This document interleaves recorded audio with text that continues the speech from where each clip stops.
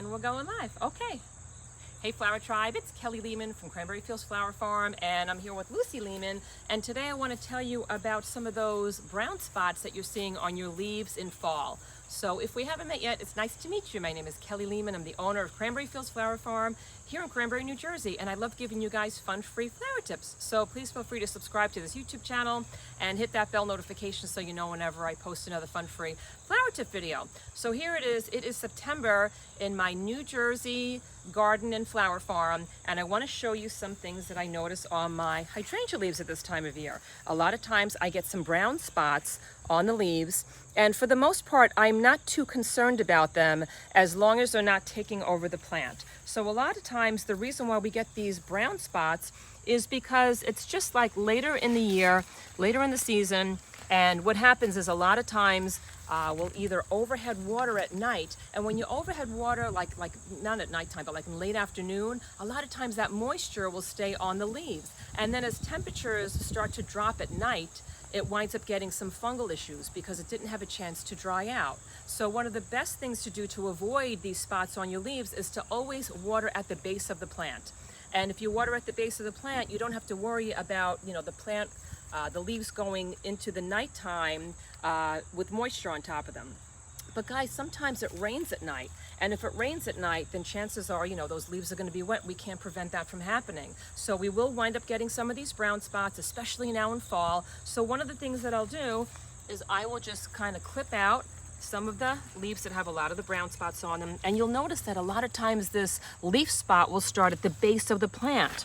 So make sure that you always look underneath the plant. You'll see that there's kind of more of them down here. I'll just clip them out, and I'll make sure that I remove them from the plant. This is super important, guys. You need to remove those leaves because they will continue to spread all around the rest of your garden if you don't get rid of them. So don't just cut them and put them in the mulch. And guys, also make sure that you clean some of the leaves that might have fallen already from the base of your plant. It's really important at the end of the season to clean out all those leaves that fell, the ones, especially the ones that are diseased, because you don't want that mulch to get settled. You don't want those mold spores to get settled in the mulch, because once again it's going to start spreading throughout your garden. So make sure that you give it a really good clean out, get rid of all those leaves, and guys, you want to make sure that you have a lot of airflow around your hydrangea. A lot of times people will plant their hydrangeas super close together, and what happens is they're super close together, those leaves don't get a chance to dry out, and they'll wind up getting more of those fungal issues and more of those brown spots. Sometimes people will also wind up getting a hydrangea, and they'll plant it, maybe like 2 or 3 feet away from their house when they first get it, but as the plant matures, it starts to bump up against the house. And when those leaves wind up bumping up against the house, once again, some of that excess moisture from like rainstorms will wind up getting stuck on the plant, and it has no airflow, so those leaves don't dry, and then you get a lot of really brown, a lot of like the leaves with the brown spots on them up against the house. So make sure that you always trim those back. You want to make sure you have a lot of circulation. You want to make sure that you don't overhead water, and those are some of the best defenses against black spot. So once again, guys, once you have the black spot, the best idea is to kind of clip off the ones that actually are showing the brown spots on them.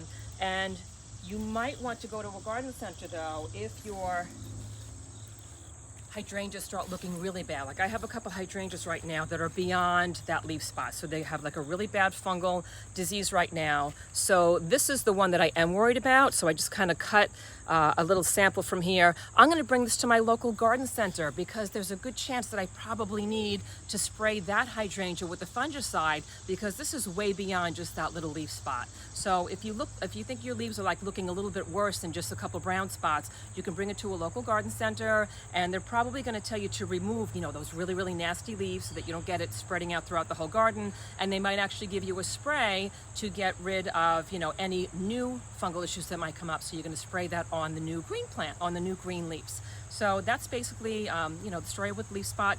I have to say, for the most part, a lot of my hydrangeas are going to start looking worse and worse as we go into winter, and I won't end up clipping off every single one of the leaves that has that, like the little tiny brown spots on them. Otherwise, my plant is going to be bald. and I'm not going to be able to let the plant feed itself as it goes into winter.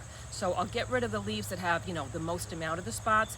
When they look like this, I'm definitely going to get rid of these, but some of them I'll just leave on if they just have a couple spots on them, and they're usually fine. They come back strong the next year, and I don't worry too much about them. So guys, that's it for today, and please say hi to us over on my Cranberry Fields Instagram page, and you can also check out some of the online flower courses that I made for you guys. Those are all in descriptions below. They're super easy to follow, and they show you how to grow an amazing fresh cut flower garden in your own backyards. So please let me know where you're viewing this from. I love to see how our flower tribe is growing around the globe each week, and let me know if you have any other flower questions, especially hydrangeas, because I love answering your questions here with new videos, and we're also answering those over with a whole bunch of real videos on Instagram and TikTok. So I'll see you guys in the next video. I wanted to show you what some of these beautiful blooms look like as we're kind of like leaving this video, but isn't that beautiful? This is an endless summer. Okay, see you guys later.